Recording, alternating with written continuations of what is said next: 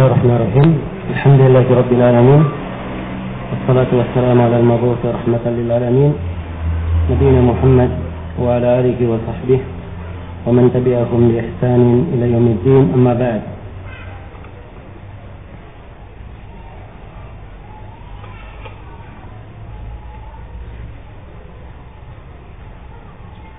Baik, kita telah membaca dua hadits yang berkaitan dengan doa yang dibaca pada saat sujud dan ruku. Iya. Doa yang pertama, Subhana rabbiyal azim dibaca ketika apa? Ruku, dan Subhana rabbiyal a'la dibaca ketika sujud. Dan doa yang kedua, Subhanakallahumma rabbana wa bihamdik Allahumma ighfirli. Ini dibaca kapan?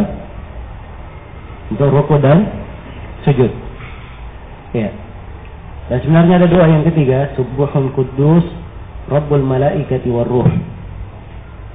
Ya. Ini tiga doa sahih. Boleh diselang-seling membacanya. Kadang ini, kadang itu. Ya. Dan ini termasuk hikmah di dalam syariat.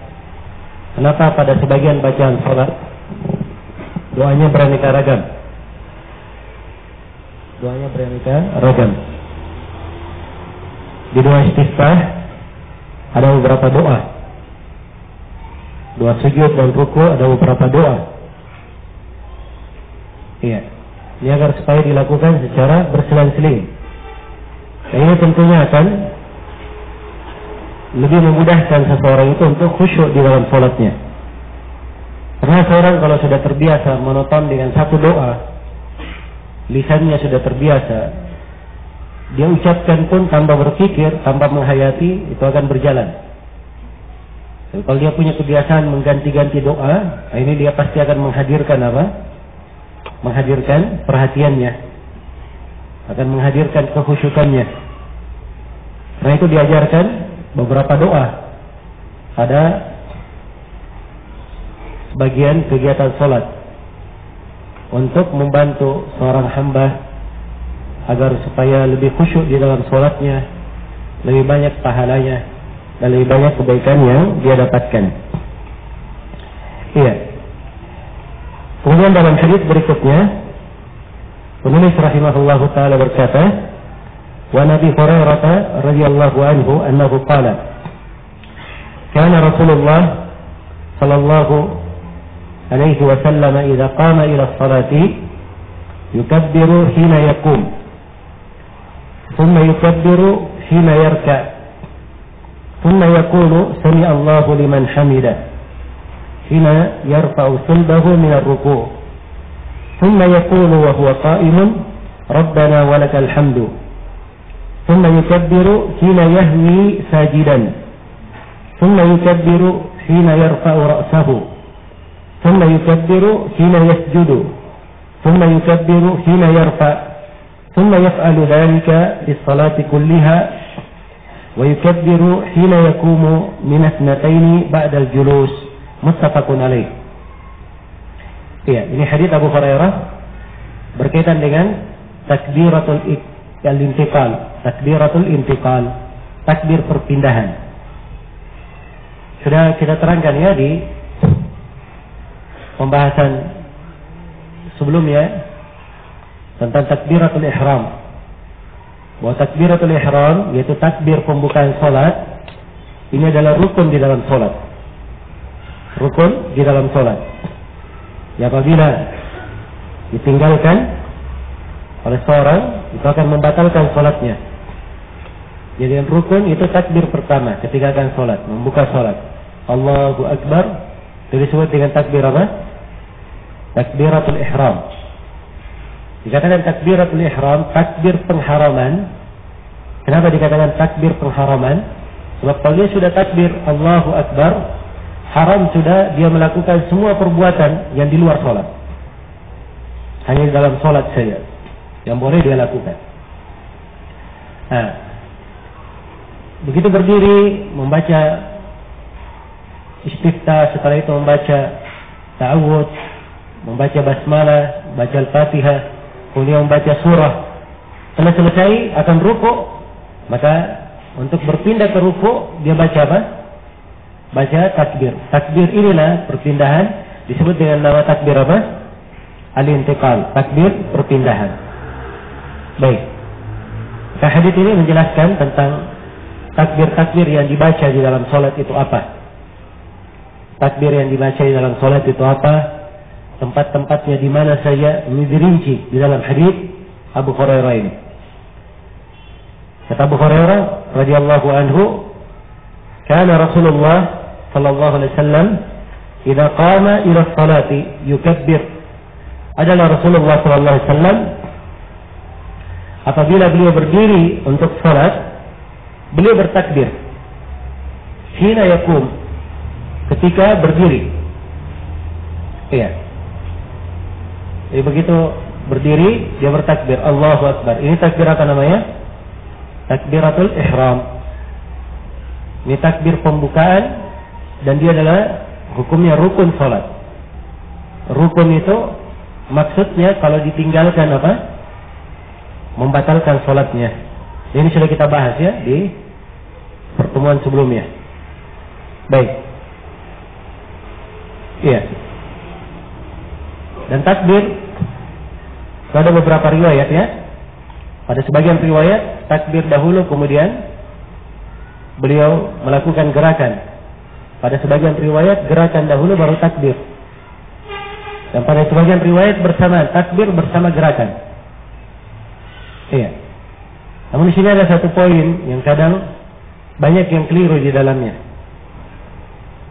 Dianggap bahwa tiga kaifiyat ini adalah hal yang dilakukan berpisah dengan gerakan. Saya beri contoh ya, kadang sebagian orang begitu akan ruku, dia takbir dulu, Allahu Akbar, selesai takbir baru ruku. Iya. Dan sebagian lagi ruku dulu, sudah sempurna ruku baru dia takbir, Allahu Akbar. Ini keliru ya di dalam memahami. Sebab yang dimaksud takbir kemudian ruku bukan artinya dia selesai takbir baru ruku, tidak. Saya maksudnya takbir di awal ruku, di awal dia ruku. Begitu dia akan mulai ruku, dia mulai takbir Allahu Akbar. Di awal. Demikian pula di akhir. Iya. Dia takbir kemudian dia ruku kemudian takbir. Bukan artinya ruku sempurna baru takbir, tidak. Iya. Sebab kalau dia ruku, takbir di ruku itu bukan takbir perpindahan lagi. Dari berdiri ke ruku itu sudah takbir ruku sudah namanya. Sebab dia sudah ruku. Jelas ya? Karena itu para fuqaha menyebutkan bahwa takbir itu harus dimakmurkan bersama dengan gerakan. Dimakmurkan bersama apa? Gerakan. Jelas ya? Seorang dari i'tidal, dari berdiri, dia akan ruku, Allahu Akbar. Kan begini rukunya kan? Ya, ruku ini yang dia akan ruku 45 derajat. Iya. Ruku. Jadi kalau misalnya dia sudah condong 5 derajat, dia takbir, tidak ada masalah. Demikian pula kalau dia sudah condong 40 derajat baru takbir, tidak ada masalah. Iya. Jelas ya? Kalau dia takbir di pertengahan 25 derajat kemudian takbir juga tidak ada masalah. Tapi kalau dia takbir bersamaan ikut, nah itu lebih afdal. Dia makmurkan rukunya dengan apa? Dengan takbir. Iya. Demikian ya. Dan bukan artinya seorang takbir dahulu Allahu Akbar kemudian ruku. Nah, ini keliru memahami hadis namanya. Ya, keliru memahami hadis. Demikian pula kalau dia ruku dahulu baru takbir. Kalau dia sudah ruku, posisi ruku baru takbir, itu takbir untuk ruku sudah namanya. Jelas ya? Jadi harus dipahami ya bagaimana cara takbir tersebut. Baik.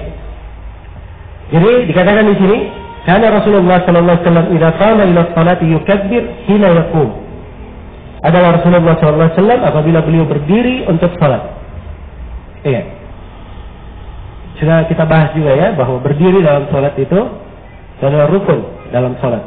Sebab salat asalnya dikerjakan berdiri. Tidak boleh salat dalam keadaan duduk, kecuali kalau ada udzur.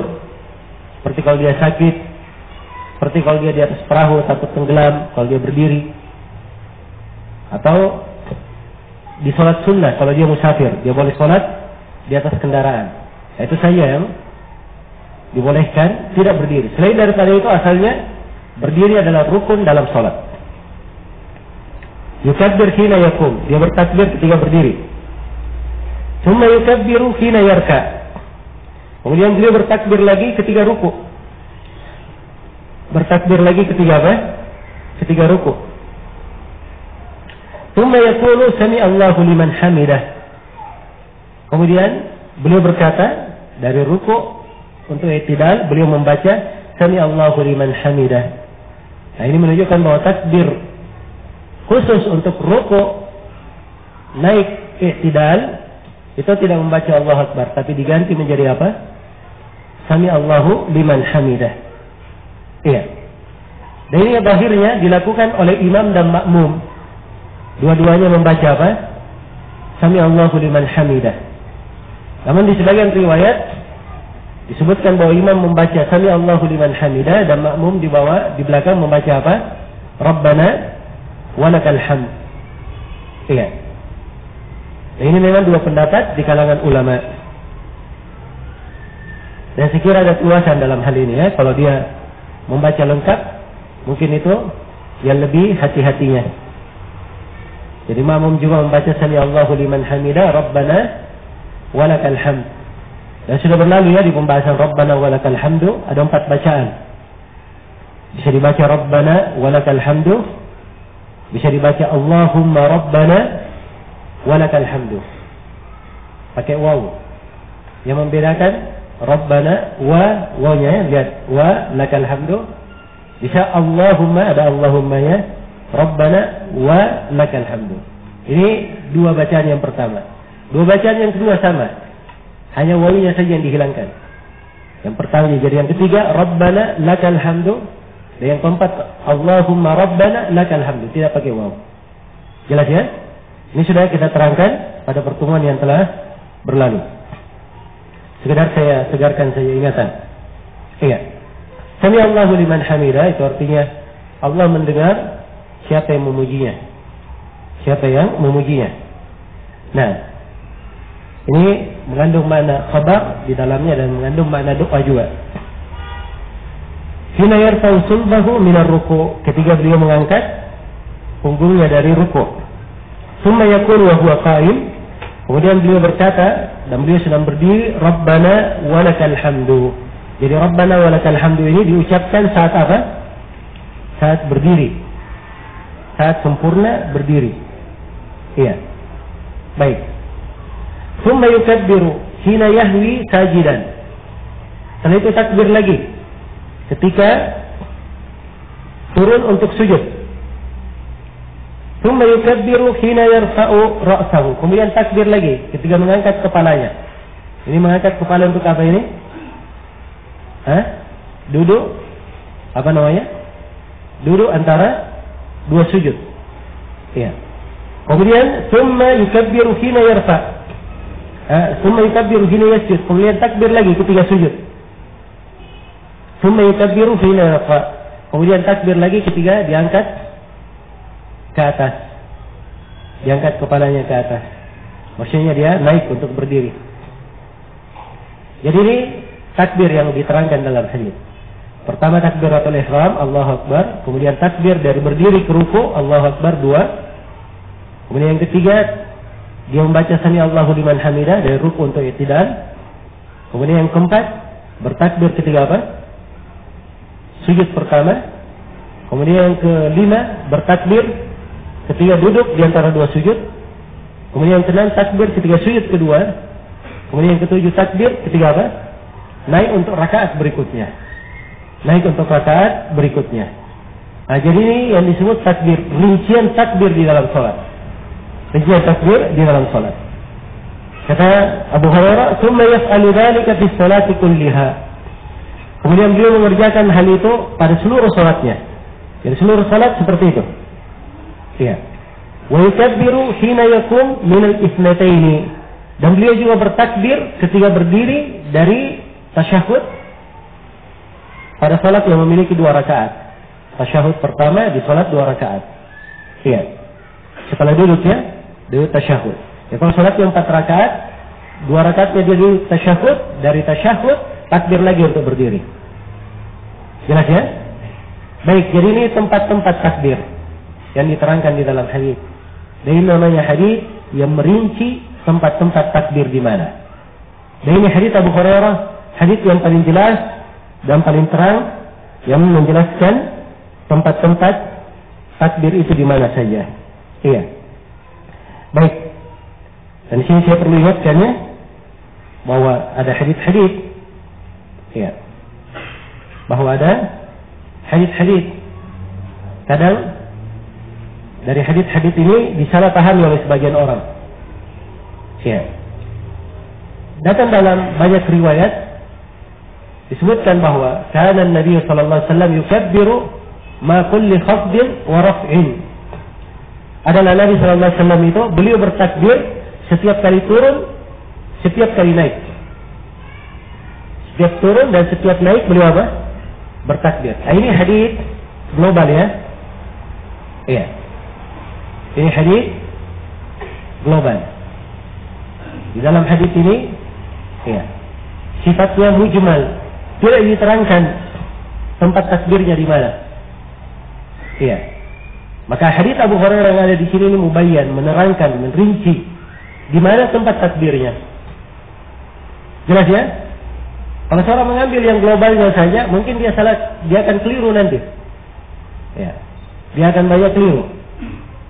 Contoh 2 kekeliruan. Kalau dia hanya mengambil hadis Nabi bertakbir tiap turun, tiap naik. Contohnya 2 kekeliruan. Tiap turun berarti kalau dia turun untuk rukuk, takbir kan begitu. Dia turun untuk sujud pertama, takbir. Dia turun untuk sujud kedua, takbir. Naik, contoh naik dari rukuk ke i'tidal yang dibaca apa? Kan kalau kita ambil zahir hadis tadi, takbir kan? Jadi bacanya Allah Akbar. Dan ini bertentangan dengan hadis siapa? Hadis Abu Hurairah. Sebab di hadis Abu Hurairah diterangkan membaca sami Allahu liman hamidah. Kalau begitu hadis Nabi bertakbir tiap kali turun dan naik, ini global hadisnya. Adapun rinciannya itu harus diarahkan kepada hadis apa? Hadis Abu Hurairah. Maka keliru orang yang dari ruku i'tidal dia bertakbir dengan dalil hadis Nabi takbir tiap turun dan tiap naik. Itu keliru cara berdalilnya. Contoh yang kedua dari kekeliruan. Iya. Ada sebagian orang yang berpendapat iya, bahwa ada takbir setelah duduk istirahat. Takbir setelah apa? Duduk istirahat. Jadi katanya duduk istirahat itu punya 2 kaifiyat. Kata orang ini. Kalau sudah sujud kedua, dia takbir berdiri untuk duduk istirahat. Dari duduk istirahat takbir lagi sekali untuk berdiri. Nah, dari mana dia paham ini? Karena katanya Nabi bertakbir tiap kali turun dan tiap kali apa? Naik. Tiap kali turun dan tiap kali naik. Jadi pemahaman aneh bin ajaib. Pemahaman yang seperti ini. Ya, hanya keluar dari kepala orang ini saja. Jelas ya? Sebab sepakat para ulama tidak ada yang menyebutkan takbir dari duduk istirahat ke atas. Duduk istirahat itu dia bukan duduk khusus. Duduk sebentar, takbirnya ikut bersama apa? Takbir dari sujud kedua ke atas, ikut takbirnya di situ. Jelas sampai sini? Iya. Karena itu dalam hadis Abu Hurairah itu diterangkan. Hadis Abu Hurairah merinci rinciannya dari sujud kedua berdiri takbir sekali saja. Iya. Ini hadis Abu Hurairah. Karena itu pemahaman-pemahamannya seperti ini pemahaman keliru ya. Sebab kekeliruannya ya karena banyak hal. Kadang dia tidak berguru, belajar tidak berguru, ya. Kemudian yang kedua, ya, senang memakai pikirannya sendiri, dia tidak tahu bahwa ulama sepakat di sini. Ya. Bahwa takbir itu dari rukuk kedua ke atas, tidak ada lagi yang lainnya. Itu sepakat oleh para ulama. Nah, inilah repotnya. Saya sering ingatkan bahwa seorang itu kalau belajar dengan metode yang benar. Jangan baca sendiri. Iya. Tidak ada otodidak ya dalam belajar agama, tidak ada otodidak. Iya. cerdas-cerdas orang masa kini, tidak ada yang secerdas Imam Al-Bukhari, Imam Muslim. Iya. Satu kali duduk bisa menghafal ribuan hadits mereka. Satu kali dengar hafal haditsnya. Iya. Mereka orang cerdas. Bersama dengan itu mengambil ilmu agama diambil dari guru. Nah, dia membaca sendiri. Jelas ya? Sebab ini metode di dalam menuntut ilmu. Metode di dalam menuntut ilmu. Ya. Rasulullah SAW sampai wahyu kepadanya, Jibril membacakan wahyu itu, menyampaikannya. Dan para sahabat mengambil langsung dari Nabi, duduk mereka belajar. Ini metode dalam belajar, menuntut ilmu. Karena itu kalau dia menganggap dirinya bisa pintar dengan membaca sendiri, ya, tanpa mengambil kunci-kunci ilmu itu dari guru, ini adalah hal yang jauh dari kebenaran. Dan kebanyakan orang yang baca buku sendiri, tidak mengambil kunci-kunci ilmu dari guru, ini biasanya kesalahannya lebih banyak daripada benarnya. Kesalahannya lebih banyak daripada benarnya. Nah, ini perkara yang hendaknya diperhatikan ya. Terlalu banyak orang yang keliru disebabkan karena membaca sendiri. Iya. Muttafaqun alaih. Haditsnya diriwayatkan oleh Imam Al-Bukhari dan Imam Muslim. Iya. Baik, jadi selesai sudah ya penjelasan tentang hadits ini. Diterangkan di mana saja tempat-tempat takbir itu. Ya, dan mungkin saya ingin beri kesimpulan ringkas di sini berkaitan dengan takbir. Bahwa takbir di dalam sholat itu terbagi 3. Takbir dalam sholat terbagi berapa? Terbagi 3. Yang pertama ada namanya takbiratul ihram. Takbir pembukaan sholat. Kunci pembuka di dalam sholat. Ini takbiratul ihram, hukumnya rukun sholat. Kapan sholatnya tidak takbiratul ihram, batal sholat. Dia lupa, sengaja, tidak ada perbedaan, batal sholatnya. Yang kedua adalah takbir perpindahan. Ini seluruh takbir yang lain selain dari takbiratul ihram itu disebut takbir apa? Takbir perpindahan. Ya, dan takbir perpindahan hukumnya wajib. Hukumnya apa? Hukumnya wajib. Dan kewajiban di dalam sholat itu artinya kalau dia tinggal dengan sengaja batal sholatnya, tapi kalau dia lupa itu tidak membatalkan sholat. Kalau dia lupa tidak membatalkan sholatnya. Baik. Takbir yang ketiga itu takbir bagi orang yang masbuk. Bagi orang yang masbuk. Jadi ada orang yang masbuk misalnya, ya, masbuk datang ke masjid, imam sedang rukuk, ya, kewajiban masbuk ini apa? Yang pertama, dia ingin ikut imam sekarang, imam sedang rukuk. Kewajiban si masbuk yang pertama apa? Takbir kan? Takbir apa yang dia takbirkan? Hah? Harus takbiratul ihram dulu, sebab ini takbir pembukaan sholat. Jadi takbir Allahu Akbar, takbiratul ihram. Ya, tangannya tidak diletakkan di dada ya, diturunkan. So kalau diletakkan dada itu artinya dia bertakbir untuk berdiri. Paham? Dipahami ya? Itu takbir untuk berdiri namanya. Jadi dia takbiratul ihram Allahu Akbar. Ini yang wajibnya, yang rukunnya dia lakukan. Kemudian kalau dia takbir sekali lagi untuk mengikuti imam ruku, itu disunnahkan saja hukumnya. Hukumnya apa? Disunnahkan. Ya. Jadi dia masuk salat, dia dapat imam ruku, dia takbir Allahu Akbar, takbiratul ihram. Setelah itu untuk ikut ruku dia takbir sekali lagi Allahu Akbar untuk ikut apa? Ruku. Nah, ini bagus ya. Tapi kalau dia takbir sekali saja takbiratul ihram Allahu Akbar, langsung ikut ruku juga tidak apa-apa. Tidak ada masalah. Baik. Jadi kesimpulan berkaitan dengan masalah takbir.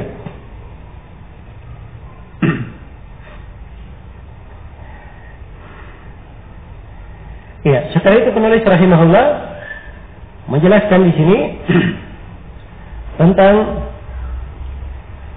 ya, doa yang dibaca ketika i'tidal.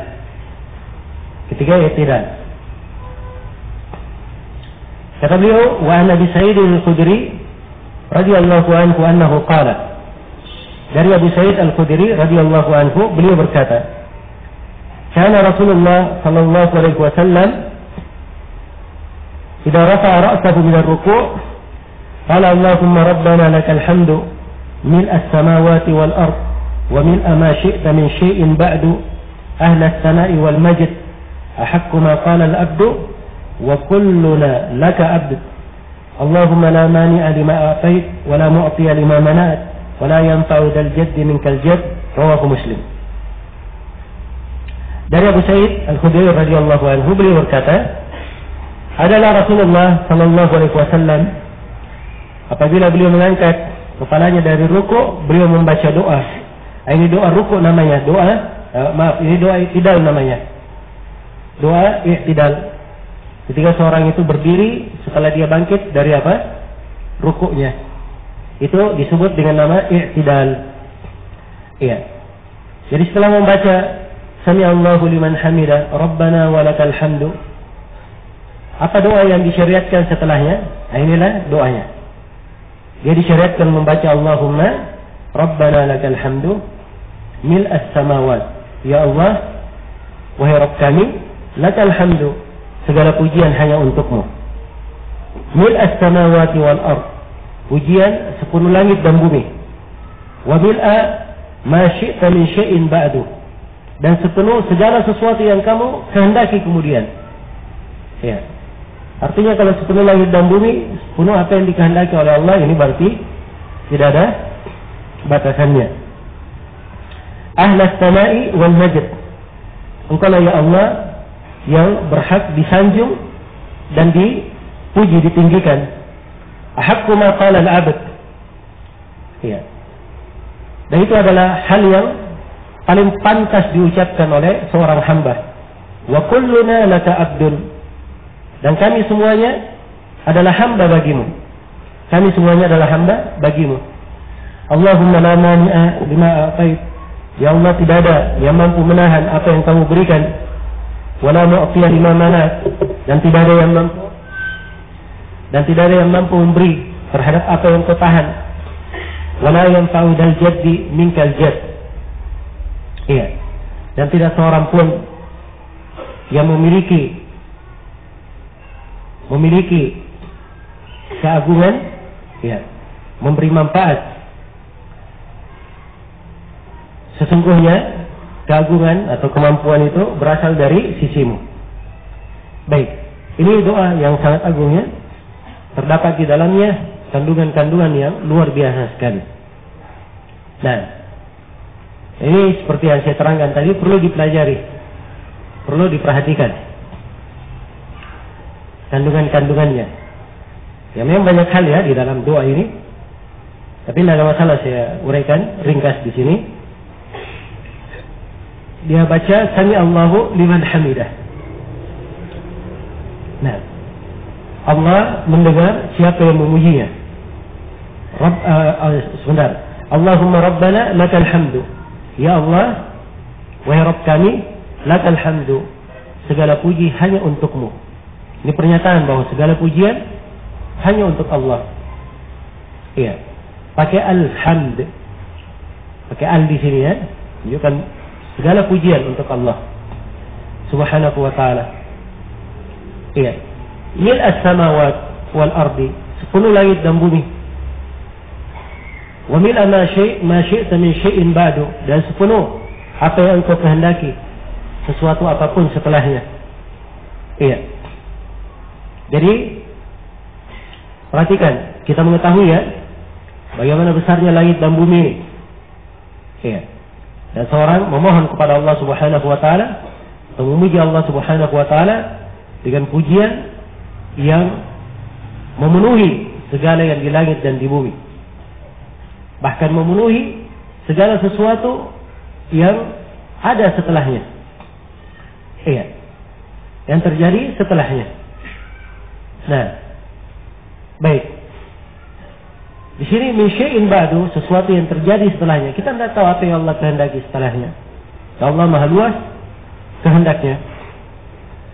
Iya. Ahlas sana'i wal majd. Ahlas sana'i wal majd.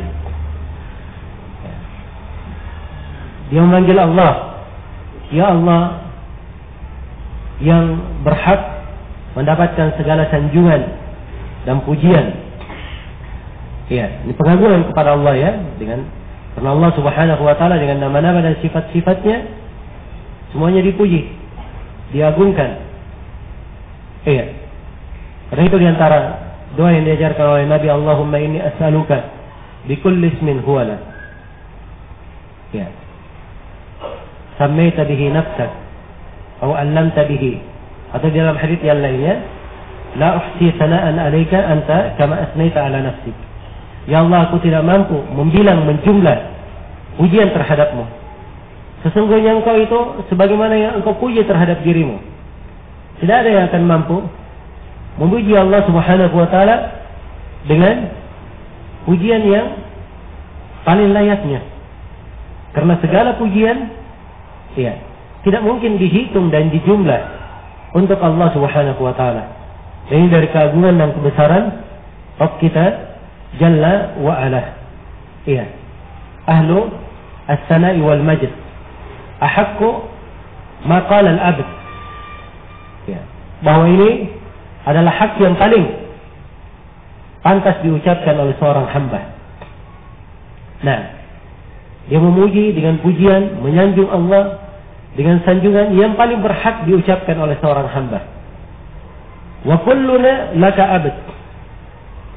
Wa kulluna laka 'abd, dan semua dari kami adalah hamba-Mu. Seluruh makhluk adalah hamba Allah.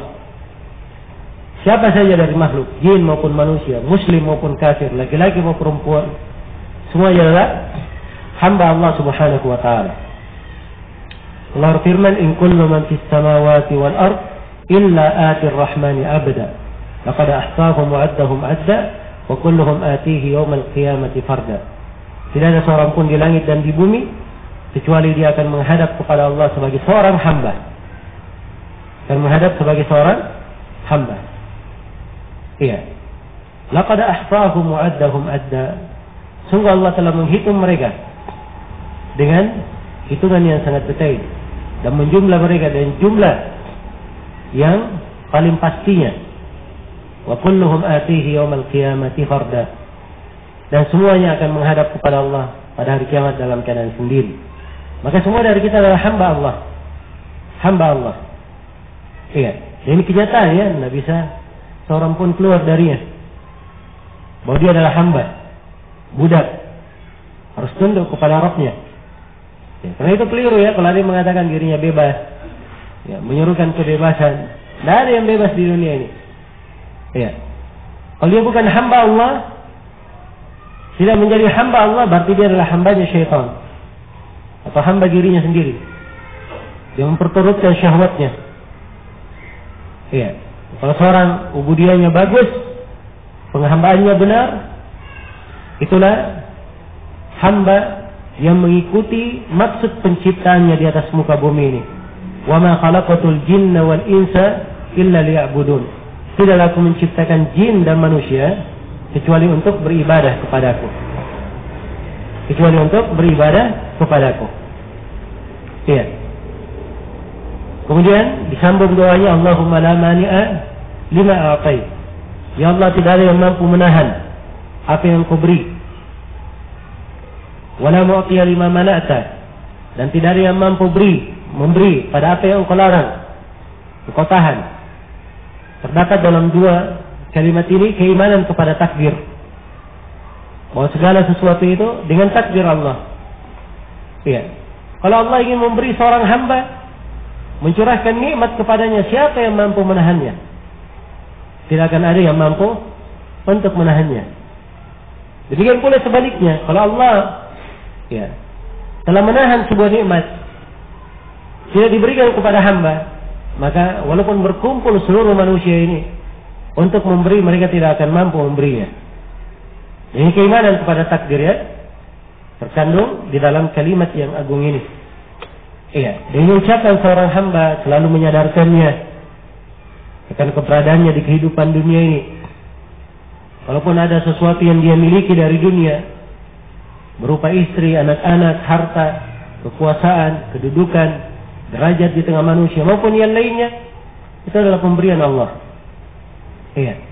Kalau Allah hendak mengambilnya, tidak ada yang bisa menahannya. Kalau Allah menetapkannya, tidak ada yang bisa mencabut nikmat itu darinya. Iya. Karena itu hendaknya kita selalu memohon hal itu kepada Allah. Qulillahumma malikal mulk tu'til mulka man tasha wa tanzi'ul mulka mimman tasha wa tu'izzu man tasha wa tudillu man tasha biyadikal khair innaka ala kulli syai'in qadir. Katakanlah, ya Allah yang maha memiliki kekuasaan, Engkau memberi kekuasaan kepada siapa yang Engkau kehendaki, dan Engkau mencabut kekuasaan dari siapa yang Engkau kehendaki. Iya. Engkau memuliakan siapa yang Engkau kehendaki, dan Engkau menghinakan siapa yang Engkau kehendaki. Di tanganmu lah segala kebaikan, sungguhnya Engkau maha mampu atas segala sesuatu. Kemudian di akhir hadis, di akhir doa, wala yanfa'u dal jaddi minkal jadd. Iya. Dan tidak akan ada al-jadd yang bermanfaat, suatu bagian, suatu kekayaan, kecukupan, kekuatan yang bermanfaat. Kenapa? Sebab segala al-jadd itu datangnya dari sisi Allah. Dialah Allah yang maha berkuasa, yang maha memiliki segala kekayaan, yang maha memiliki segala sesuatu. Semuanya berasal dari Allah Subhanahu wa taala. Wa ma bikum min ni'matin faminallah. Nikmat apapun yang ada pada kalian, maka nikmat itu datangnya dari sisi Allah Subhanahu wa taala. Iya. Baik. Terdapat di dalam hadis ini penjelasan dari kandungan doa. Terdapat bahwa pujian mutlak itu tidak ada yang berhak mendapatkannya kecuali Allah. Pujian secara mutlak. Segala puji hanya untuk segala puji itu hanya untuk Allah Subhanahu wa taala. Tidak boleh mendoakan segala puji atau menyatakan segala puji untuk selain Allah. Pujian mutlak hanya milik Allah Subhanahu wa taala. Iya. Kemudian terdapat di dalam hadis ini penetapan tentang langit dan bumi. Iya. Sepenuh langit dan sepenuh bumi. Kemudian terdapat juga di dalam hadis ini bahwa Allah Subhanahu wa taala mempunyai makhluk-makhluk lain selain daripada langit dan bumi. Karena itu dikatakan wa mil ma syi'ta min syai'in ba'du, dan sepenuh apa yang kau kehendaki dari sesuatu setelahnya. Iya. Dan terdapat juga di dalam hadis penetapan sifat masyiah bagi Allah, sifat kehendak bagi Allah. Allah menghendaki apa yang Dia inginkan.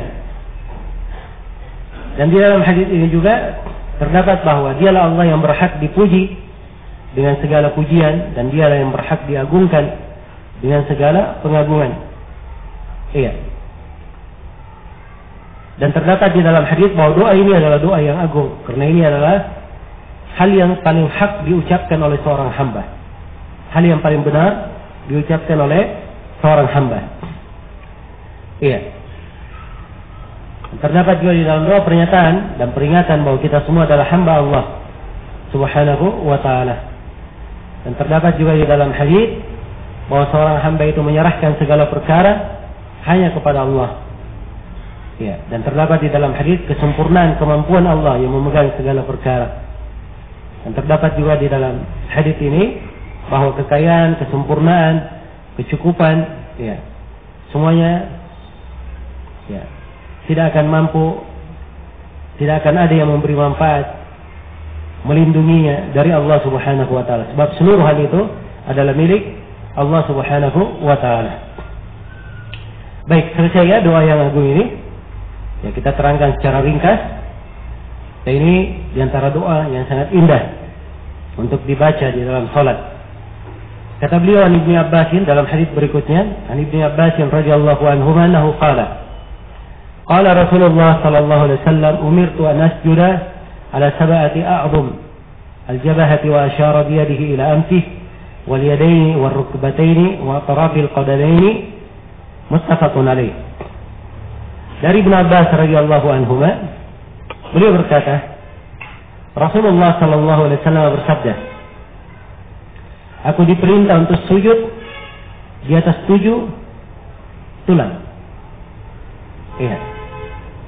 Di atas 7 persendian. Nah, apa itu? Yang pertama di atas bahu. Ya, beliau sebut bahu ya, tapi begitu menunjuk, beliau tunjuk kemana? Ke hidungnya. Berarti bahu bersama apa? Hidung. Iya. Karena itu harus diingat ya, pada saat sujud, bahu harus melekat bersama apa? Bersama hidung. Kadang kita lihat ada sebagian orang, jika dia sujud, ya hanya bahunya saja, hanya dahinya saja yang apa? Yang melekat. Hanya dahinya saja. Adapun hidungnya, ya tidak menempel di tembok atau di tempat sujud. Dan ini tidak syah sujudnya seperti ini. Sebab harus sujud di atas dahi dan apa? Hidung. Yang pertama ya, dahi bersama hidung. Yang kedua dan ketiga, wal yadaini. Dan sujud di atas kedua telapak tangan. Yadain itu artinya 2 telapak tangan. Ya, bukan yadain artinya tangan semuanya ya. Kalau tangan semuanya gimana caranya? Sujud tangan semua. Ya. Tapi al-yadain di sini artinya apa? Telapak tangan. Dan itu asal penggunaan al-yadain bermakna telapak tangan. Seperti di dalam firman Allah, wasariqu wasariqatu faqata'u aydiyahuma. Laki-laki dan perempuan yang mencuri, potonglah tangan-tangan mereka. Pakai kata tangan di situ. Padahal yang dipotong sampai mana? Sampai pergelangan saja. Hanya telapak tangan yang dipotong. Untuk orang yang mencuri. Ini menunjukkan bahwa yang dipakai untuk sujud di sini hanya kedua telapak tangan saja. Adapun siku ketika sujud itu tidak boleh menempel di mana? Di lantai. Tidak boleh menempel di tempat sujud sikunya, harus diangkat siku ini. Iya, dan sikunya diangkat. Jelas ya? Kalau kapan sikunya menempel di tembok atau menempel di tanah tempat sujud, maka ini dia telah menyerupai apa? Menyerupai duduknya anjing. Dan kita dilarang terhadap hal tersebut. Baik. Jadi yang kedua dan ketiga, 2 telapak tangan. Ya. Kemudian yang keempat dan kelima, ar-rukbataini. Ya. Di atas kedua apa? Kedua lutut. Ya. Ini kedua lutut harus menyentuh. Nah. Kemudian yang kelima dan keenam, wa atrafil qadamain, dan ujung-ujung. Ya. Kedua kaki. Jadi ujung kedua kaki, kakinya ya, di ujung kakinya. Jelas ya? Dan telah syah dari Nabi sallallahu alaihi wasallam penjelasan bagaimana posisi kaki itu. Bahwa kaki ini ditegakkan. Ya, dan jari jemarinya diarahkan ke kiblat. Ya, diarahkan ke mana? Ke kiblat. Ya, jadi kalau dia sujud begini jarinya, ya agak masuk sedikit agar supaya berarah ke mana? Ke kiblat. Ya. Dan sudah berlalu ya, saya terangkan bahwa merapatkan antara kedua kaki ketika sujud itu diterangkan dalam sebagian hadis. Tapi hadisnya ada kelemahan. Hadisnya ada apa? Kelemahan. Iya. Dan benarnya bahwa seorang itu dia sujud dengan posisi biasa saja. Apa yang mudah, tidak harus dia rapatkan. Tidak mesti dia merapatkannya. Baik. Ini peringatannya tentang 7 anggota sujud. Ya, 7 tulang yang sujud di atasnya dari tubuh. Kapan kurang dari 7 ini, maka sujudnya tidak syah. Sujudnya tidak syah. Ya, biasa lihat ada orang sujud ya. Ketika dia sujud, ya begitu sujud kakinya ikut terangkat ke atas sedikit. Ya. Kakinya ikut apa? Terangkat. Kadang dia tidak sadar kakinya terangkat. Ya. Ini diperhatikan. Ya, kalau dia pas sadar, langsung dia turunkan. Agar supaya dia berada di posisi sujud yang benar. Ya, kalau dia sengaja mengangkatnya, ada sebagian orang sengaja diangkat. Dan kalau dia sengaja mengangkatnya, ya, berarti dia belum sujud di atas 7 tulang yang disebutkan di sini, dan itu membatalkan sujudnya. Belum dianggap sujud dengan sujud yang benar. Baik. Jadi kaifiat sujud dipraktikkan oleh Rasulullah sallallahu alaihi wasallam. Bagaimana cara sujud itu? Iya, dan ucapan Ibnu Abbas di sini, umirna, kami diperintah. Maksudnya yang memerintah adalah siapa? Rasulullah sallallahu alaihi wasallam. Iya.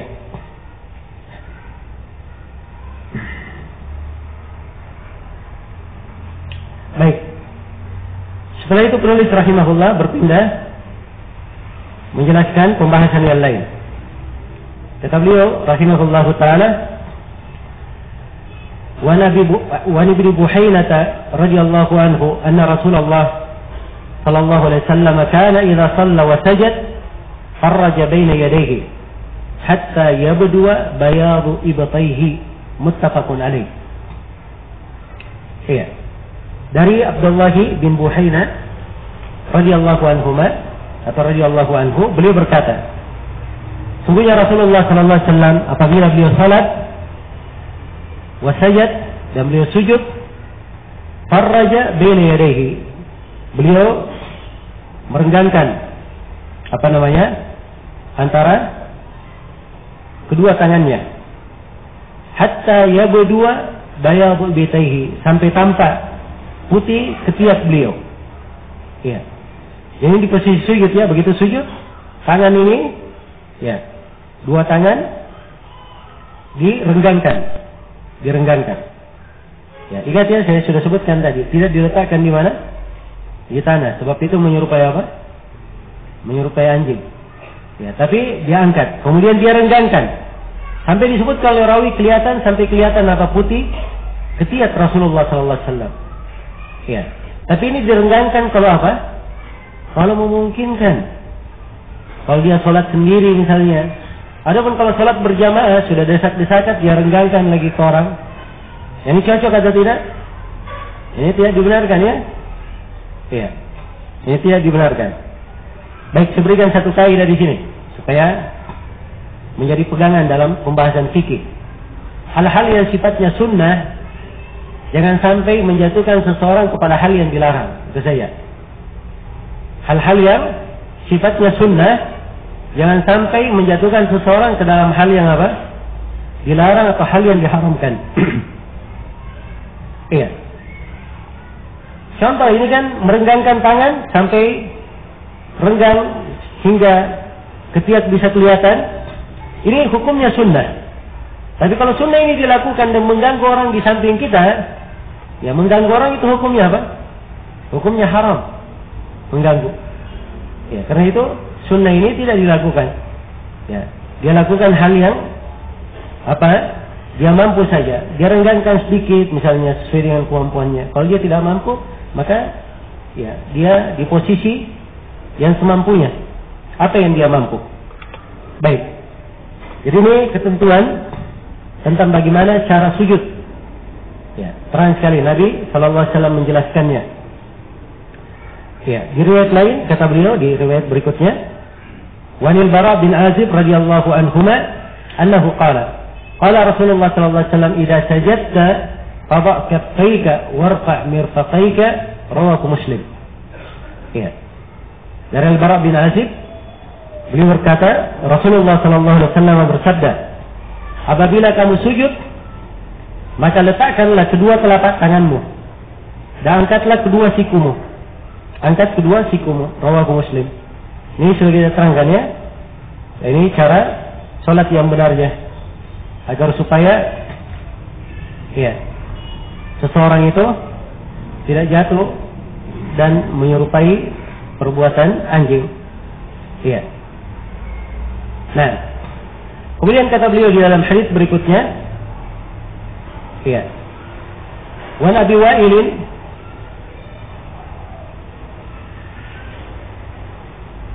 dari Abu Wa'il atau Wan Wa'il bin Hujr radhiyallahu anhu, dari Wa'il bin Hujr radhiyallahu anhu, anna Nabi sallallahu alaihi wasallam kana idza raka'a, sungguhnya Nabi sallallahu alaihi wasallam apabila beliau ruku', farraja baina asabihi, Iya.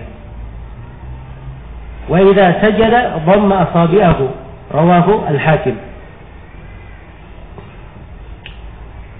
Dari Wa'il bin Hujr radhiyallahu anhu, beliau berkata, sungguhnya Nabi sallallahu alaihi wasallam apabila beliau ruku, beliau merenggangkan jari jemarinya. Ini kalau ruku ya, perhatikan ini posisi jari jemari. Ketika apa?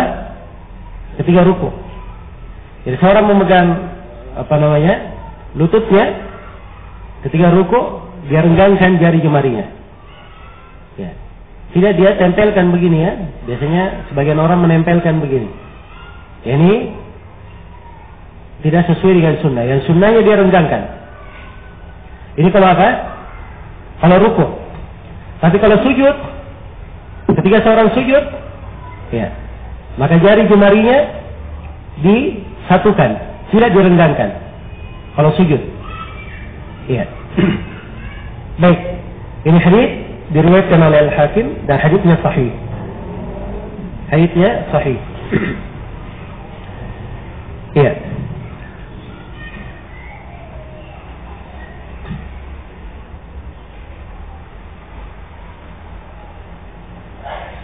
Baik. Selesai sudah ya pembahasan di sini tentang bagaimana ya kaifiat dari sujud itu, ya cara-caranya, kemudian posisi-posisi tangan dan semisal dengannya. Baik, sekira sampai sini dulu ya untuk materi Bulughul Maram. Masih ada waktu sekitar setengah jam. Mungkin saya akan baca beberapa pertanyaan. Minta di pertanyaan. Pertanyaan kemarin kemana?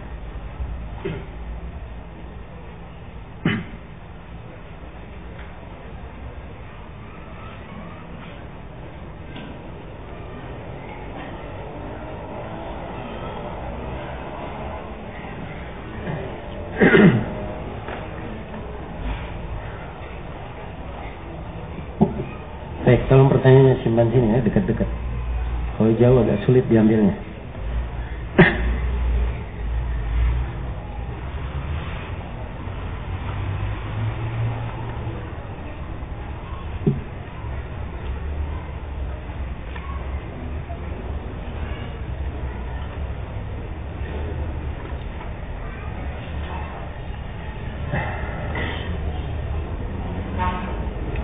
Baik, bagaimana kalau ada makmum yang masbuk, lalu dia mendapati imam sesudah membaca surah Al-Fatihah, apa yang harus dia lakukan? Membaca surah sendiri atau tidak?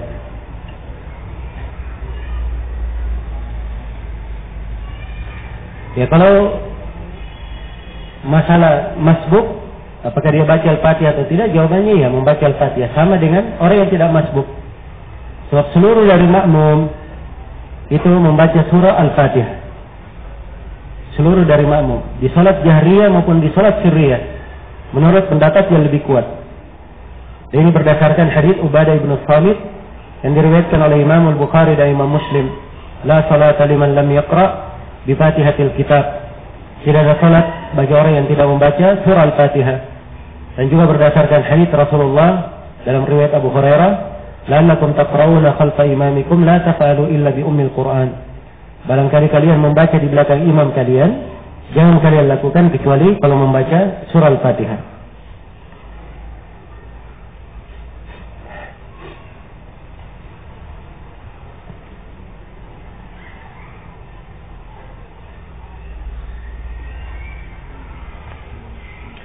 Jika ada makmum yang masbuk lalu dia mendapat imam sudah berdiri tapi belum mengucapkan sami Allahu liman hamidah, apa yang dia lakukan? Ya, kalau imamnya sudah berdiri, ya, dia dapat imam sudah berdiri, dia masuk ketika imam berdiri. Ya, sudah berdiri sempurna imam baca sami Allahu liman hamidah, dia masuk takbiratul ihram, setelah itu dia baca sami Allahu liman hamidah.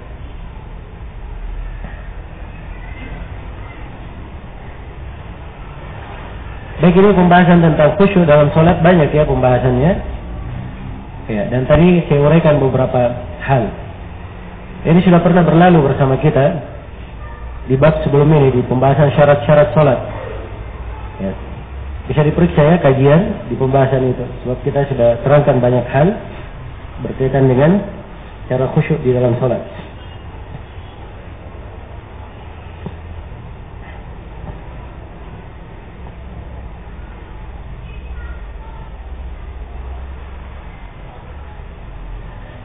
Kapan seorang dikatakan berazam, berkeinginan kuat?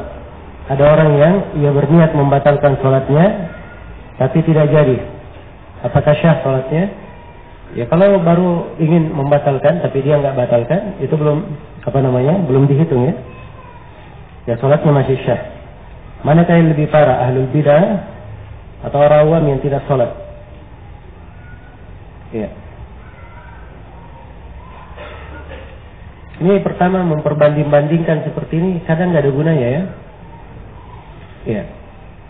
Kadang tidak ada gunanya. Semuanya perlu dinasihati, diarahkan kepada kebaikan. Iya. Dimaklumi bahwa orang yang tidak sholat itu dihukumi keluar dari Islam di kalangan kebanyakan para sahabat.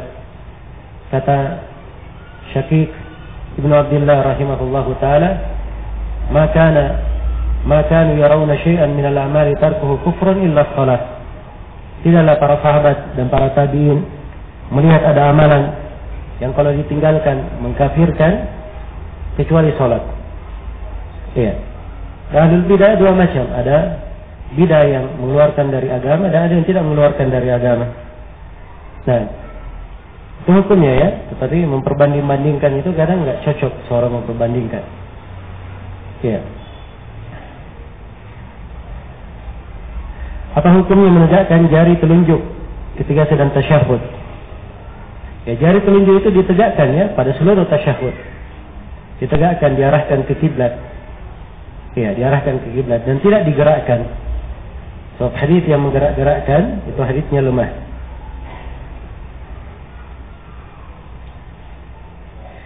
Kalau imamnya berada pada tasyahud akhir dan kita berada pada tasyahud awal, apakah kita harus duduk dan membaca doa tasyahud akhir atau membaca doa setelah tasyahud akhir? Ini saya sudah terangkan ya kemarin bahwa duduknya dia duduk seperti tasyahud awal. Adapun doa yang dia baca, dia hanya baca doa tasyahud saja. Sebab dia di posisi tasyahud awal di hitungan. Sedangkan selawat dan doa itu untuk tasyahud terakhir.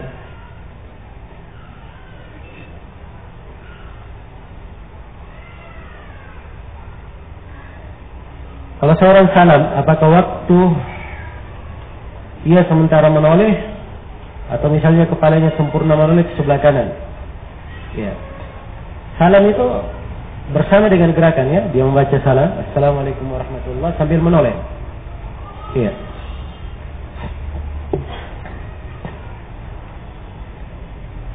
Apa hukum membunuh nyamuk dengan raket listrik? Ini ada dua pendapat di kalangan ulama. Ya. Yang difatwakan oleh Syekh Shalih Al-Fauzan itu tidak diperbolehkan. Sebab itu mirip dengan membunuh menggunakan api. Adapun Syekh Ibnu Utsaimin dan Syekh Ubaid Al-Jabiri, mereka berdua memfatwakan tidak apa-apa. Karena itu aliran listrik dan listrik beda dengan api. Membunuh lalat memakai kertas lem, tidak ada masalah ya kalau ditangkap, itu ada maslahatnya. Ya, dan setelah itu dibunuh, tidak apa-apa.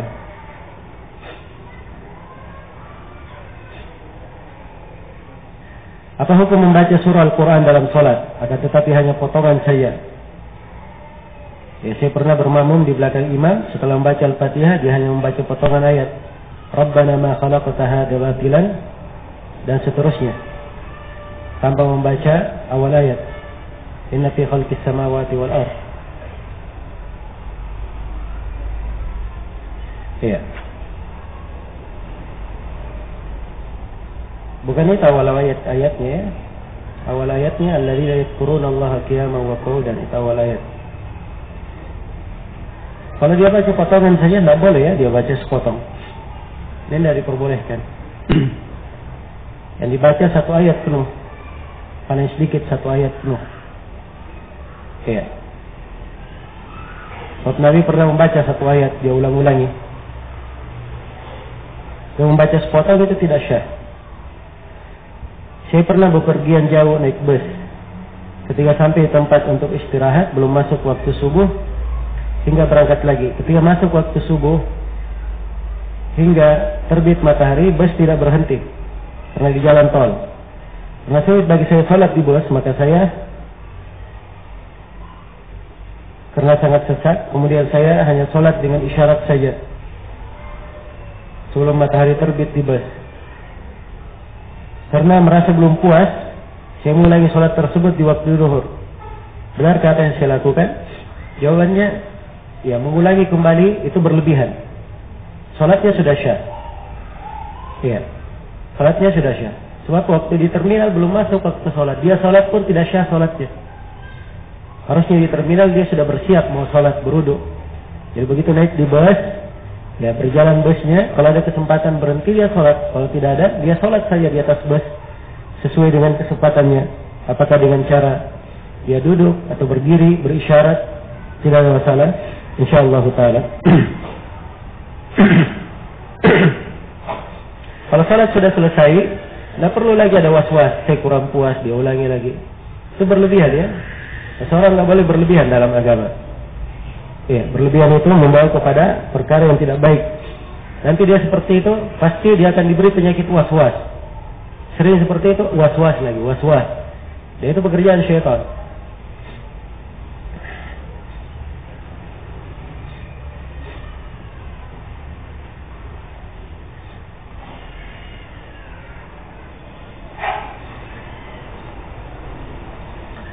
Apa hukum pengumuman sebelum sudah Jumat?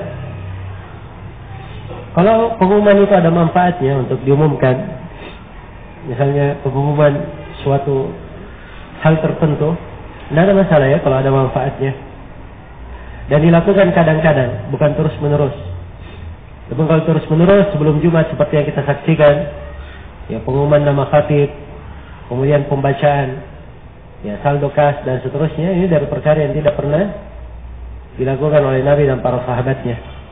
Dan Jumat juga ditegakkan bukan dengan maksud itu, bukan dengan maksud memberikan pengumuman yang seperti itu. Iya. Adapun sesudah Jumat tidak ada masalah ya, pengumuman sesudah Jumat kalau ada keperluan, ada hal keperluan, mumpung orang-orang berkumpul, diumumkan, tidak ada masalah insyaallah. Iya. Tapi sekali lagi ingat bahwa ini di batasan diperlukan, bukan terus-menerus. Apa betul ada larangan berbincang-bincang atau ngobrol setelah sholat Jumat? Ya tidak ada larangan khusus ya dalam hal ini. Hanya dilarang seorang berbincang-bincang di masjid kalau mengganggu orang yang berada di masjid. Sebab masjid itu bukan tempat untuk berbincang-bincang mengganggu orang yang beribadah di masjid. Iya. Kecuali kalau dia menyampaikan ilmu, itu lain lagi masalahnya.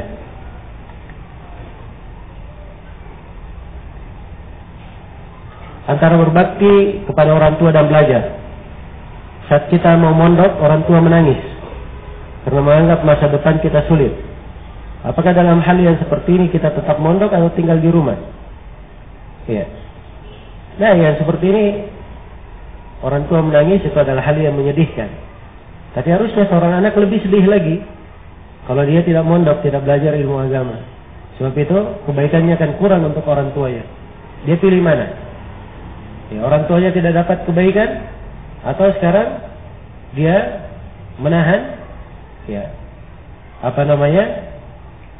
melihat orang tuanya yang menangis bukan karena alasan yang benar. Sebab tidak semua tangisan dibenarkan ya. Kalau orang tua menangis memerintah anak berbuat maksiat, tidak boleh ditaati. Melarang anak mondok itu maksiat namanya. Iya, sebab itu untuk kebaikan seorang anak, kewajibannya mempelajari ilmu agama. Ya. Tapi kalau masih ada ilmu-ilmu yang wajib dia pelajari belum dia pelajari, orang tua melarang pun tidak boleh taat pada orang tua. Sebab kalau kita taati pada orang tua itu bukan berbakti namanya pada orang tua, justru mencelakakan orang tua. Ya. Dan seorang anak yang saleh kebaikan untuk orang tuanya. Dia belajar menjadi anak yang saleh, orang tuanya juga yang dapat kebaikannya. Dan itulah hakikat kebaktian kepada orang tua. Cuma memang kadang orang tua perlu dijelaskan, diterangkan, ya, diberikan pengarahan yang baik. Sebab banyak orang kadang, ya, pikirannya pikiran umum. Ya, kalau mondok nggak ada masa depan, ya. Dari kalimat-kalimat yang kurang keyakinan, ya. Padahal mereka semuanya nggak tahu bahwa rezeki itu semuanya di tangan Allah. Dan Allah Subhanahu Wa Taala tidak pernah melantarkan rezeki orang yang beribadah kepadanya, mempelajari agamanya, membela agamanya. Allah tidak akan melantarkan rezekinya.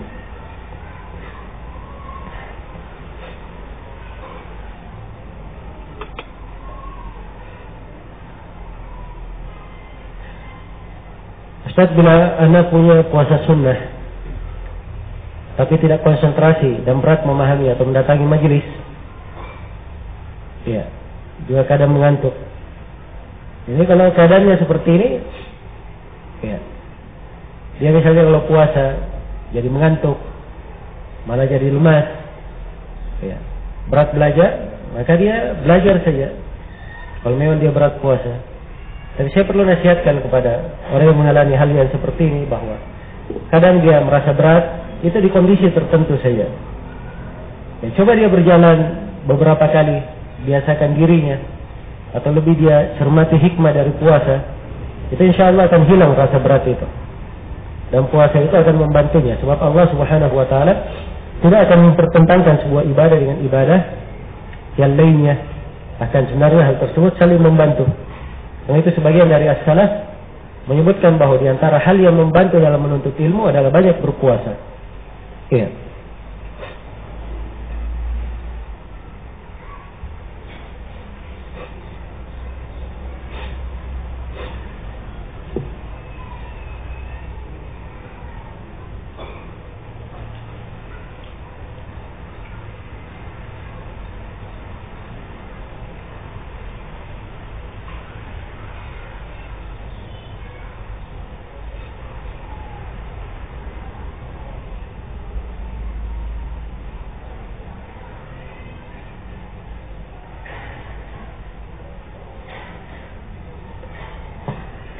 Sewaktu sujud dalam sholat, anak saya berada di tempat sujud sehingga saya tidak sempurna dalam sujud karena terhalang anak saya yang masih balita tersebut. Karena salah satu tangan saya memegangi anak. Apakah sujud saya tidak syah?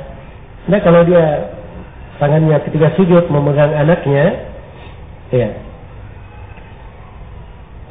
karena memang anak ini nggak bisa diletakkan, maka insyaallah ta'ala itu nggak ada masalah, ya, dia sudah berusaha semampunya. Tapi harusnya lain kali ketika dia sholat, anaknya dia letakkan dahulu, kemudian dia sujud sempurna. Ya, dia sujud sempurna. Tapi kalau misalnya dia letakkan menjadi masalah, tidak ada masalah, dia berusaha saja semampunya untuk sempurna dalam sujud.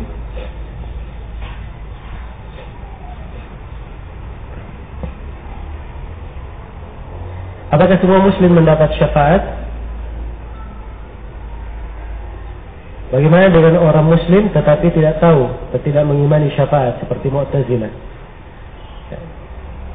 Syafaat itu bagi orang yang bertauhid. Kalau dia muslim bertauhid, maka insyaallah kalau dia sudah dapat syafaat.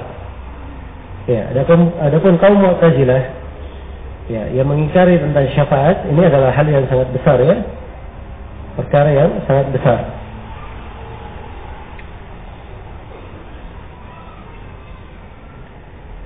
Apa Ustaz menganjurkan bagi salafiyin untuk menyimak kajian-kajian dari Raja TV atau Radio Raja?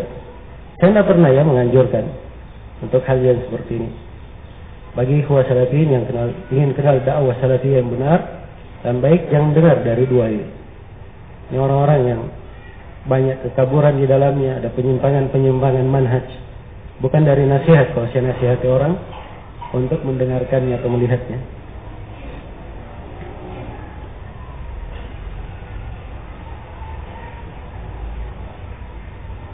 Apa hukum membeli sepeda motor tanpa BPKB?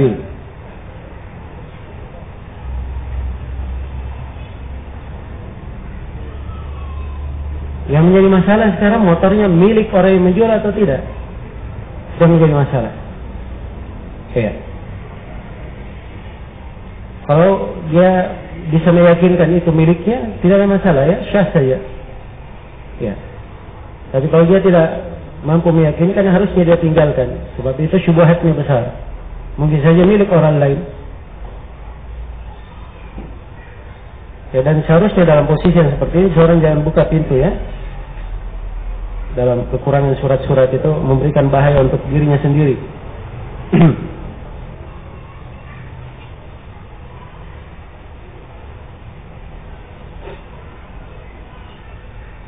Bolehkah kita menjual suatu produk yang hidden dead cash atau ponnya tidak sesuai dengan produk tersebut? Apakah dibolehkan dalam syariat? Ini tidak benar ya dalam hal yang seperti ini, itu dusta namanya. Kalau dia ada hidden dead cash atau misalnya pom untuk sesuatu tertentu, tetapi ternyata produknya beda dengan izinnya, itu namanya dusta. Dan dusta tidak pernah dibolehkan dalam agama. Iya.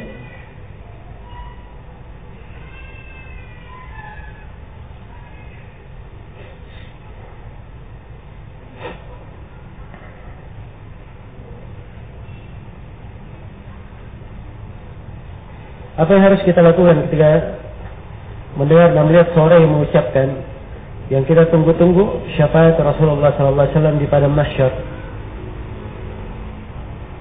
Ya betul ya, ini yang ditunggu memang oleh semua orang. Ya. Dan tidak ditunggu pun semuanya akan dapat hal ini. Sebab di padang mahsyar tidak akan apa? Tidak akan disegerakan hisab kecuali kalau Nabi SAW apa? Tidak memohon syafaat kepada Allah disegerakan hisab. Iya. Itu syafaatul udma namanya. Dan ini sudah kita terangkan kemarin ya di pembahasan kitab Asy-Syariah.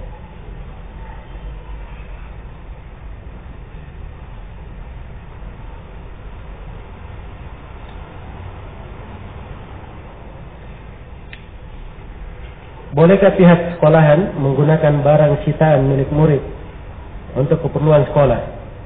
Nah boleh ya sekolah menggunakan hal yang seperti itu. Dia kalau menyita barang murid itu bentuk hukuman saja. Setelah itu dia kembalikan barangnya kepada orang tuanya. Kalau memang si anak ini dianggap melanggar kalau membawanya ke sekolah. Adapun sekolah memilikinya, tidak ada hak sama sekali untuk memiliki dan memakai.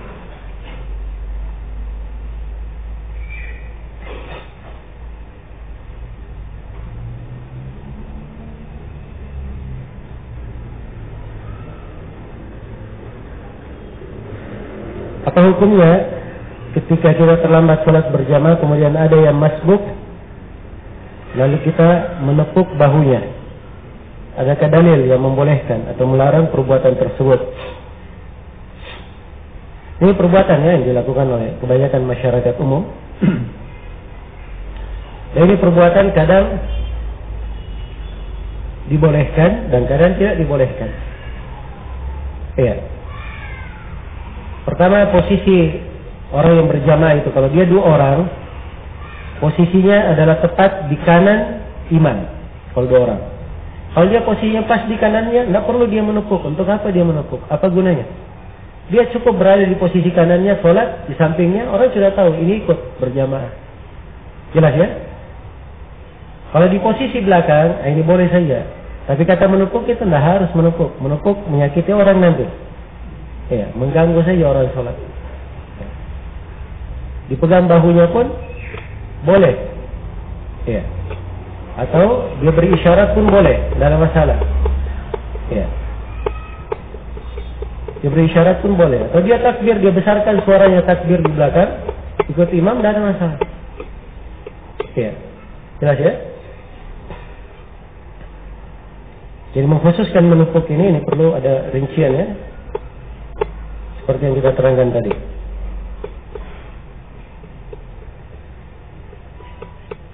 Apa hikmah Allah menciptakan ayat-ayat muhkam atau mutasyabihat? Ini pertama pertanyaannya keliru. Ya, Allah itu tidak menciptakan ayat-ayat. Allah berfirman. Al-Quran itu bukan ciptaan Allah. Al-Quran adalah firman Allah. Jelas ya? Ini pembahasan harus diperbaiki. Ya. Ayat-ayat Al-Quran terbagi dua, ada yang mutasyabih, ada yang muhkam. Ya. Nah, apa hikmahnya dalam hal ini? Ini dari perkara yang tidak perlu dipertanyakan. Sebab seorang tidak perlu tahu tentang hikmah di belakang hal tersebut, ada hikmah atau tidak. Ya. Walaupun hikmahnya tampak ya, dibagi menjadi muhkam dan mutasyabih, melatih pemahaman seorang muslim, ya, kemudian membuat dia lebih tunduk pada seluruh firman Allah Subhanahu wa taala. Dia tahu maknanya atau tidak, dia semakin tunduk kepada Allah. Dan banyak lagi dari hikmahnya. Tapi tidak mesti dia tahu hikmah. Karena itu pertanyaan, banyak bertanya tentang hikmah, ini sebenarnya kurang bagus. Dan saya nasihatkan untuk meninggalkan kebiasaan bertanya apa hikmah. Itu tidak terlalu penting. Ya. Kalau diterangkan hikmahnya, alhamdulillah. Kalau tidak diterangkan, asalnya seorang sami'na wa ata'na. Dia pahami ibadah yang dia kerjakan tersebut.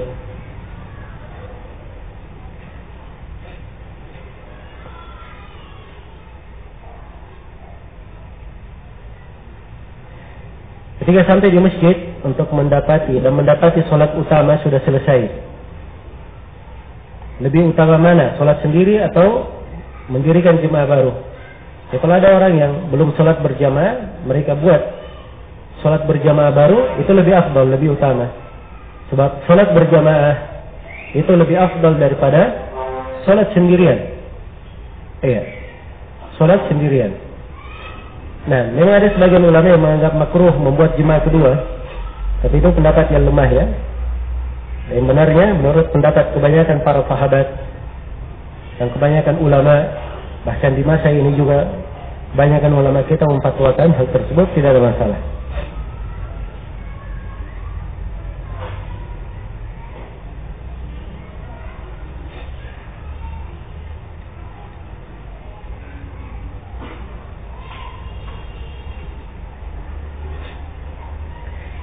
Apakah seorang yang dalam keadaan suci lalu dia mandi, setelah mandi dia akan melakukan sholat, harus wudhu lagi?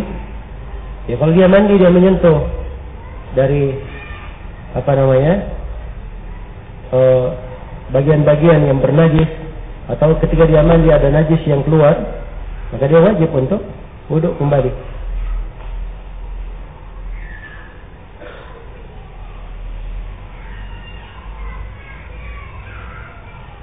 Apa hukumnya membaca surah-surah pada rakaat ketiga dan keempat?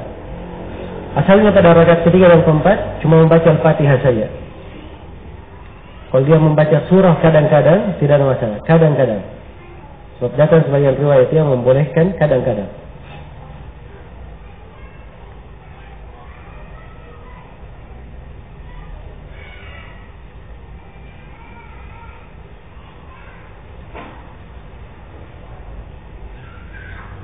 Ya sudah mulai.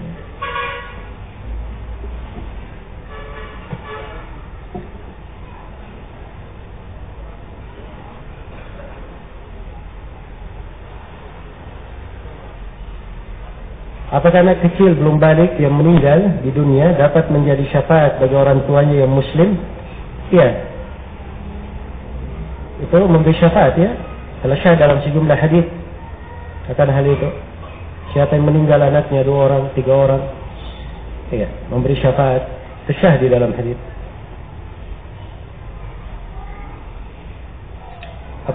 Apa hukum bermuamalah dengan bank konvensional seperti membuka rekening? Ya, beberapa bank dalam rangka memudahkan pelanggan bertransaksi barang dengan kita. Kalau dia perlu untuk hal itu tidak masalah ya, sebatas keperluan saja. Ya, bukan dalam bentuk bergampangan. Sebatas hajat keperluannya. Kalau dia tidak lakukan itu memberatkannya. Ya, adapun bergampangan ini dicela ya, bergampangan dengan muamalah pada hal-hal yang berkaitan dengan riba.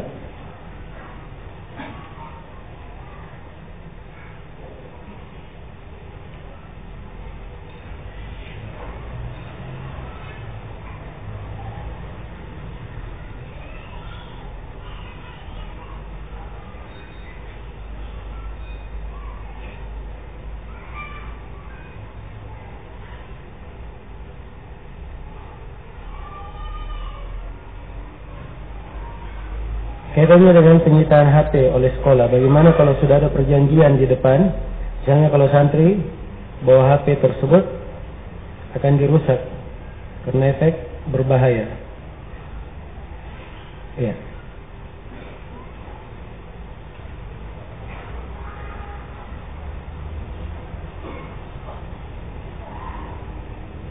Cukup sekolah menyita saja, dia sita, dia serahkan kepada orang tuanya nanti. Ya, adapun merusak itu memusnahkan namanya. Dan memusnahkan suatu barang yang ada nilainya, itu tidak diperbolehkan. Kecuali pada hal-hal yang tertentu dan jelas ya, dari sisi kemaslahatannya. Ya, dan di posisi yang seperti ini, kalau misalnya ada santri yang bawa HP, disita saja. Setelah itu diserahkan kepada orang tuanya.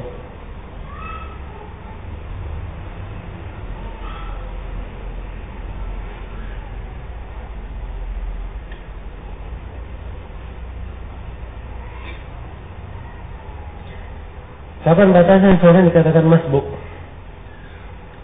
Ya, orang yang masbuk itu orang yang ketinggalan 1 rakaat atau lebih, itu dikatakan masbuk.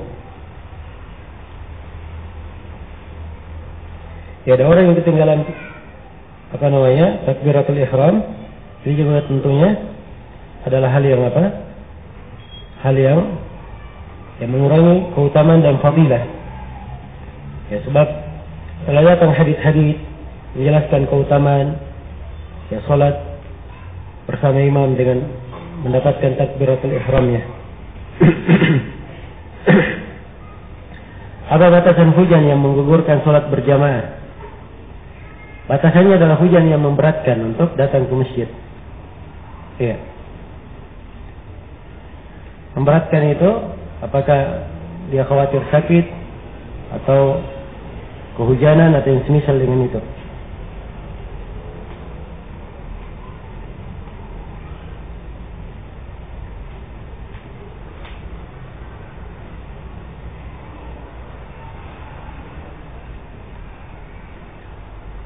Ini ada yang bertanya, Ustaz, istri anak selalu memarahi anak kalau anak lupa. Apakah anak ini soleh? Ya, anak nggak tahu ya. Dia soleh atau tidak. Sebab ini nggak ada kaitannya dengan kesolehan atau tidak. Iya.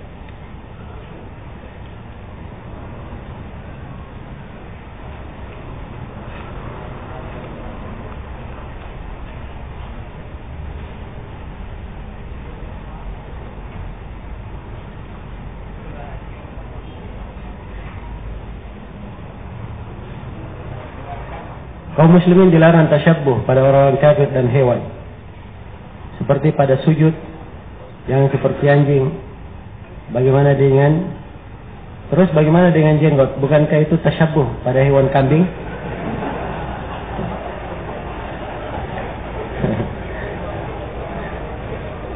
Atau kita balik aja, kambing yang tasyabbuh dengan manusia, gimana? Yang mana duluan dicipta, manusia atau kambing? Ya kan kita nggak tahu kan? Ya.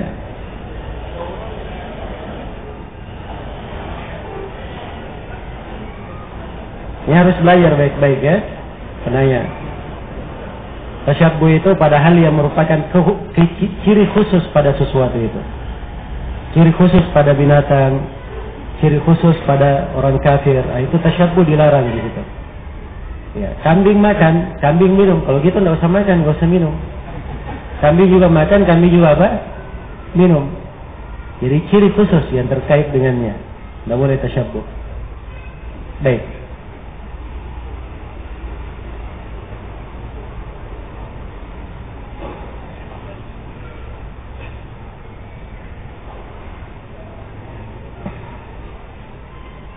Mohon penjelasannya bagaimana bahwa agama itu nasihat bagi Allah, Rasul dan hambanya. Ya. Itu hadis ya. Ruqayyah Tamim bin Usad dari riwayat Muslim. Rasulullah SAW bersabda, dinun nasihat, agama adalah nasihat. Para sahabat bertanya, qulna liman? Ini bertanya untuk siapa? Maka Rasulullah menjawab, lillahi wa li rasulihi wa li kitabihi wa li aimmatil muslimina wa ammatihim. Lillahi wa li kitabihi wa li rasulihi wa li aimmatil muslimina wa ammatihim. Nasihat untuk Allah, untuk kitabnya, untuk rasulnya, untuk para imam kaum muslimin dan keumuman kaum muslimin. Nasihat itu dalam bahasa Arab seorang mentuluskan sesuatu yang ingin dia sampaikan. Ingat ya, saya sering dari kemarin saya bilang ya, jangan pahami hadis dengan bahasa Indonesia. Oh, nasihat bahasa Indonesia, itu nasihat bahasa Indonesia. Ya, anak menasihati orang tuanya, itu kan bahasa Indonesia. Ya, kalau bahasa Arab itu nasihat, dia tuluskan sesuatu.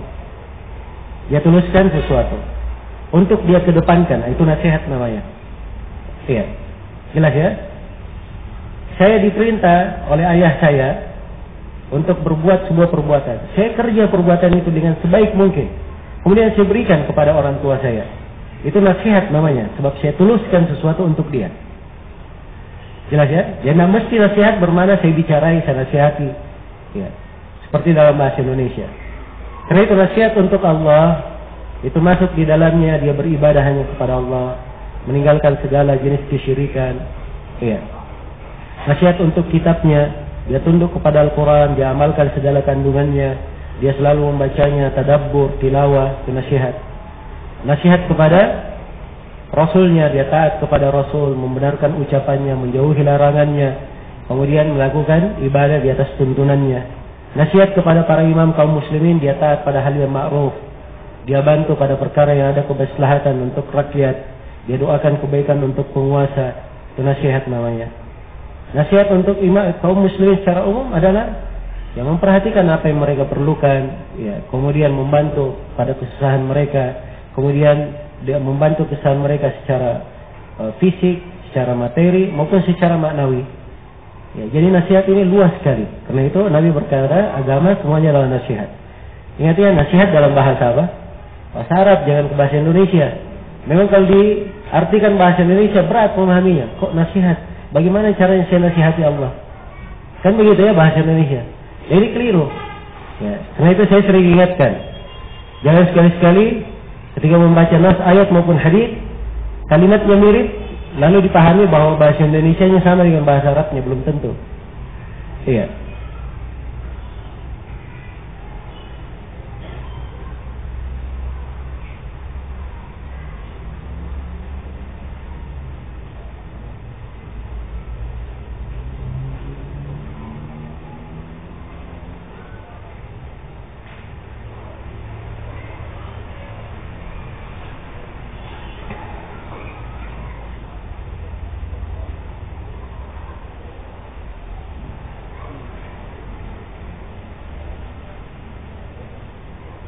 Baik, ini pertanyaan terakhir.